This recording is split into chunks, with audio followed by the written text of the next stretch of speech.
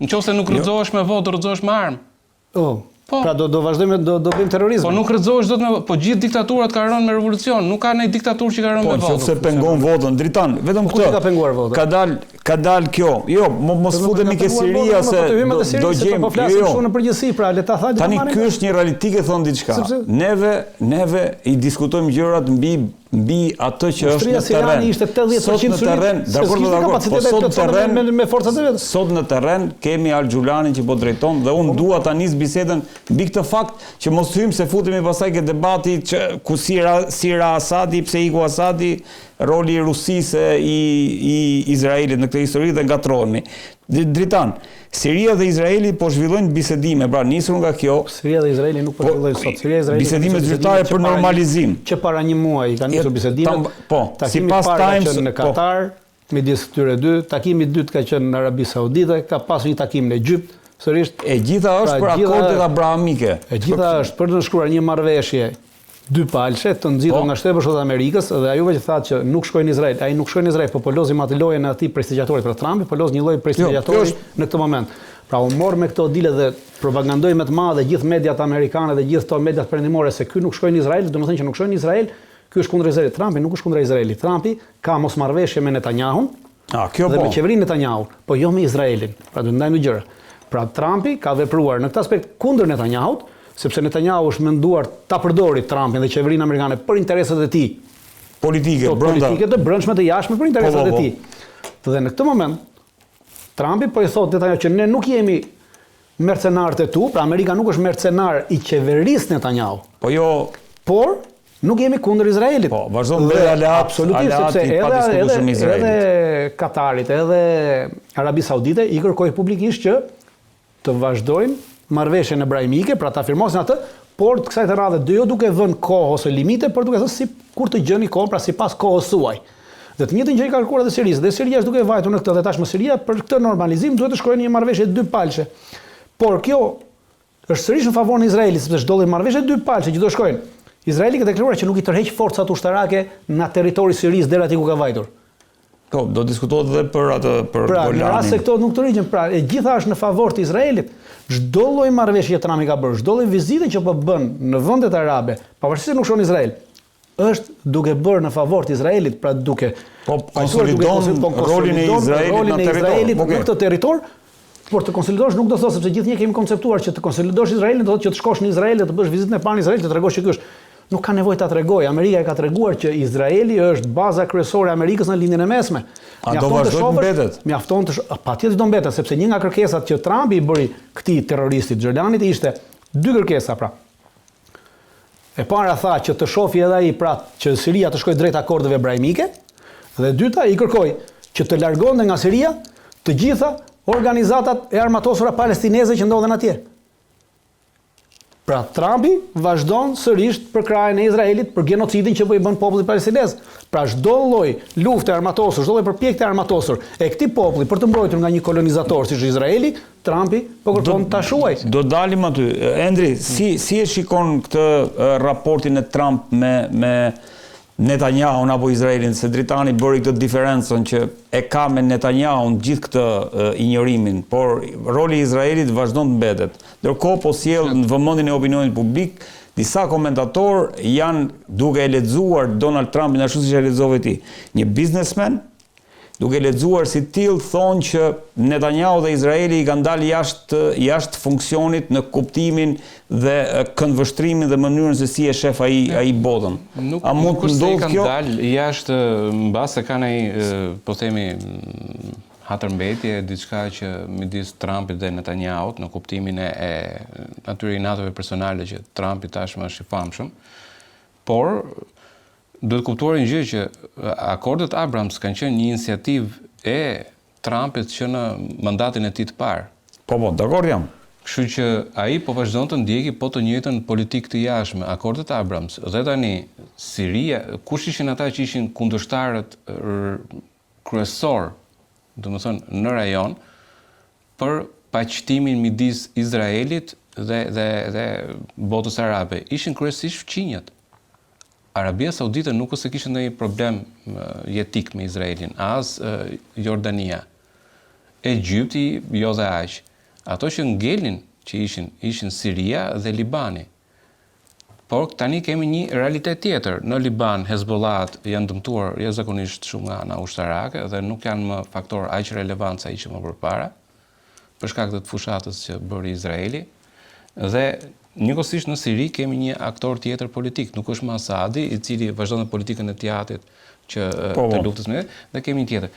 Tashmë po krijohen kushtet që ato akordet Abrams që Trump kishte gjatë mandatit të parë si synim, tashmë po piqen dhe politikisht me qeverinë rajon që janë të gatshme të shkojnë në atë drejtim. Dhe kjo nuk është vetëm iniciativë e tij, është dhe iniciativë e vendeve arabe të gjirit. Princi Saudit i Kurorës po mundohet të projektojë Arabinë Saudite të ardhmes. E besoj e keni parë atë projektin. Po, që i tregoj me AI. Po, atë projektin e qytetit, domethënë që po bën, po mundohet që ta çojë, është duke kryer reforma të brendshme brenda në shtetin arab, të Arabisë Saudite, duke munduar që ta projektojnë në të ardhmen dhe nuk do që këto konfliktet dhe ky konflikt kaq i zgjatur të vazhdojë sepse rrezikon stabilitetin dhe të pushtetit të kurorës vet të Arabisë Saudite. Kështu që normalisht ai është i prirur që rajoni të ketë një të tillë, domethënë. Dhe Trumpi po e ndihmon në këtë drejtim, edhe me qëndrimin e vet në kuptimin që shiko, këto janë fakte në terren tani, ne nuk kemi ndërmend më të angazhohemi këtu, qoftë edhe për mungesë vullneti politik, po qoftë edhe të pamundësisë në ana, po themi, ushtarake, për të kryer shpenzime, sepse janë të kota. Kam folur këtu dikur për luftën asimetrike, kur nëse e mban mend, dhe një nga këto rastet kur lufta asimetrike nuk sjell, domethënë e detyron atë që harxhon më shumë që të heqë dorë, plus dhe mesazhi që do që t'i çojë Izraelit është fakti i heqjes dorë nga fushata ndaj Houthi.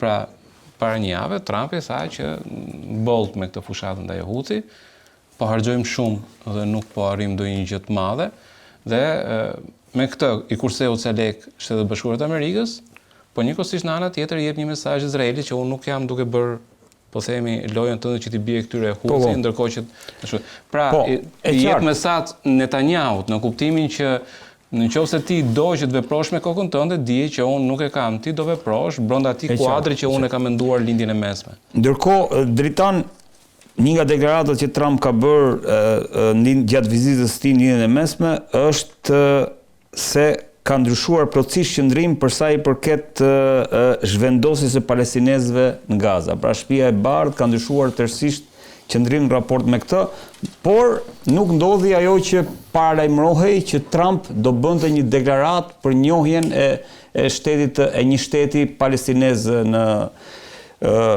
ato territore. Jo, pavarësisht deklaratës se ka ndryshuar mendimi i Shtëpisë Bardhë i Trumpit për zhvendosjen e palestinezëve, nuk ka një deklaratë të qartë se cili është ky mendim i ndryshuar. Jo, është ajo që ne nuk jemi nuk mbështesim asnjë zhvendosje të palestinezëve nga Gaza, ndërkohë ka kërkuar edhe që Gazën ta marrin ta administrojnë Shtetet Bashkuara të Amerikës. Pra nuk ka ndryshuar në gjë e madhe. Këtë e kërkonte pra edhe me zhvendosjen e fillim ka qenë zhvendosja atyre dhe marrja nën administrim e Shtetet Bashkuara të Amerikës. Kjo ka qenë propozimi i parë. Në fillim fare. Tashmë thotë, nuk i zhvendosim ata, por në administrim do ta marrin po neve. Po. Pra nuk kemi ndonjë ndryshim të madh në këtë aspekt. Dhe në momentin që pra ata nuk i zhvendosin, okay. Por ndryshim do thoshim në rast se Shtetet Bashkuara të Amerikës do t'i thoshin Izraelit sot, qeverisë Netanyahu, ndalosh çdo lloj operacioni ushtarak në moment në Gaza, ndalo genocidin që po bën në Gaza, ndalo pastrimin etnik që po bën në Gaza, vrasje dhe gjithçka tjetër. Pra, dhe do të ndalonte jo më larg se mbrëm ka bërë një sulm brutal atje me qinë sa të vrarë. Dje shtabi i përgjithshëm i ushtrisë izraelite deklaron që në deklarat, në një kërkesë nga një televizion izraelit, pra sa është numri, dhe thotë që 80%, pra vetëm 20% e të vrarëve në Gaza, që nga rifillimi i operacionit në mars, janë pjesëtarë të Hamasit, 80% janë popullsi civile. Pa e pranon vetë, me zë dhe me figurë shtabi i përgjithshëm. Mbrëm 150 viktima civile 24 orë të fundit. Dje në një televizion izraelit, zëdhënësi shtabi i përgjithshëm e ka pranuar të. Pra vetëm 20% e të vrarëve janë anëtarë të Hamasit. Domethënë 80% janë popullat civile të vrarë, pa ata po pranojnë genocidin. Po të kthehemi tek ajo dritant, te pjesa që çfarë duhet të bënte Trumpi duhet më njëherë të ndalonte çdo lloj dhënie armatimi, sepse aktualisht çdo palestinez që po vritet me anë të armatimit amerikan. Çdo lloj bombe që po çon është bomba amerikane, nuk ka më kapacitete. Izraeli ka shojtur kapacitetet e veta që ka pasur të prodhimit. Nuk ka më asnjë kapacitet për të prodhuar. Asnjë gjë. Për shkak edhe të blokadës që ka pësuar, blokadës detare, për shkak të gjitha materialeve që duhet vinë, që një pjesë e vendeve nuk i japin, nuk prodhon dot më asnjë lloj armatimi dhe municioni. Të gjitha i merren nga Shteti i Bashkuar të Amerikës. Prandaj, kjo deklaratë e Trumpit, them, është deklaratë thjesht për interesin e Trumpit. Nuk është në favor të palestinezëve. Thjesht unë do kesh jam dakord që tashu po ndalet. Si do ta ndalesh? Ti e ke dorë të ndalesh, pse se ndal? Pra nuk ka se nuk është një provokimi Netanyahut për të prishur, le të themi, këto akordet që kërkon Trumpi. Jo, nuk është provokimi Netanyahut për sepse Netanyahu ka vazhduar. Jo, me që thamë që Trump e ka me Netanyahun. E ka me Netanyahun, por Netanyahu nuk është se deri më dje nuk po vriste, edhe sot nga që ky deklaroi këtë në Arabi Saudite filloi të vrasi. Jo, e rriti dozën. Netanyahu nuk e ka ndaluar vrasjen e palestinezëve që një vit që 19 muaj. Mbromishte po ishte një nga sulmet më të ashur në këto 2 muaj të fundit. Sulmoi edhe Spitalin Evropian. Në këto 2 muaj të fundit. Po, dakord. Pra, nuk ka ndonjë ndryshim. Pra është thjesht në trajektorën e vet. Në trajektorën e punës së Netanyahu dhe qeverisë të kabinetit qeveritar Netanyahu në raport me palestinezët, me vrasjet, genocidin që po bën dhe nazizmin që po shfaq ky zionizmi izraelit në Palestinë, nuk ka asnjë ndryshim në këto 2 vjet nga ana e Netanyahut. Po kjo dritan që zyrtarët e Hamasit dhe kjo sipas Jerusalem Postit, zyrtarët e Hamasit thonë që janë në bisedime direkte me Shtetet e Bashkuara të Amerikës, pavarësisht kjo që thonë, kemi kaluar në fazën asaj që thonë, kemi kaluar në fazën e vërtetësisë, sepse edhe Shtetet e Bashkuara të Amerikës ata e pranuan që në bisedime direkte me ta u arrit lëshimi i pengut izraelito-amerikan, pra në shtetësi amerikane. Po. Dhe në këtë edhe Izraeli doli tha që ne as kishim dieni për këtë marrëveshje dhe as nuk na tha kush për këtë. Pra, e kemi kaluar fazën që thon, pra jemi te faza që ka ndodhur. Bisedime direkte ka ndodhur dhe derisa ka ndodhur një herë, besoj që janë vazhdimsi edhe tashmë sepse nuk është se ka pasur një pengesë. Po. Endri, ndërkohë si e vlerëson këtë momentin që pritej një deklaratë e Trumpit për njohjen e një shteti palestinez, paktën bëri e hon mediat izraelite, si lajm para se Trump të shkonte në turin e tij në lindjen e mesme, dhe kemi këto qëndrime që pak a shumë i tham deri tani. Si e lexon mesazhet që dha Trump për sa i përket Gazës? Gazës dhe Palestinës. Mesazhi i Trumpit është një hap mbrapa atij të Arabisë Saudite, domethënë dhe po e bën politikën e jashtme aty në rajon, po e bën koordinim me Arabinë Saudite. U dallua që është aleati më besnik i Amerikës pas Izraelit dhe ka një raport special me Shtetet e Bashkuara të Amerikës. Kështu që do eci siç e ka bërë marrëveshjen me këtë. Është vështirë që ti të bësh një, domethënë të kesh një ndryshim kaq të madh të kalimit nga një mbështetje totale për Izraelin të kalosh në një njohje të Palestinës, domethënë është pamundur për një president amerikan ta bëjë për mënyrën se si është ndërtuar pushteti dhe për mënyrën se si është ndërtuar politika jashtme amerikane. Por çështja palestineze, sipas mendimit të Trumpit, në mandatin e parë do zgjidhet nëpërmjet akordeve Abrams, pra kur të diskutoheshin marrëveshjet e paqes sidomos midis Arabisë Saudite dhe Izraelit, do përfshi edhe çështja palestineze në mes. Pra, atë që po bën Trump tani është që po mundohet të krijojë premisat në rajon që të kemi këtë marrëveshje midis Arabisë Saudite dhe Izraelit, në cilën do përfshi edhe çështja palestineze. Ky është drejtimi në cilin po ecën. Kuptohet që nëpërmjet ndikimit të Arabisë Saudite, hoqi dorë nga ajo Gaza City, ai projekti i turpshëm, domethënë që ishte për spastrimin etnik. Tani tha që nuk do e lejoj spastrimin etnik, pra ishin deklaratë e Marco Rubios, ishte sekretar, dhe kuptohet që këtë e ka bërë me ndërhyrjen e këtyre, po duhet të kuptoj një gjë në politikën e jashtme të Trumpit. Trump e ka gjithmonë që kalon në ekstrem, të bën presion dhe pastaj merr diçka. Kjo është taktika. Pra, ai e thot Gaza City do i spastrojmë, do i heqim, edhe kupton pastaj vjen e Arabia Saudite dhe thot ma bëj si favor këtë gjë, e kupton që mos kështu, dhe Trump i thot po ta bëj si favor. Nuk e kishte në plan ta bënte atë gjë.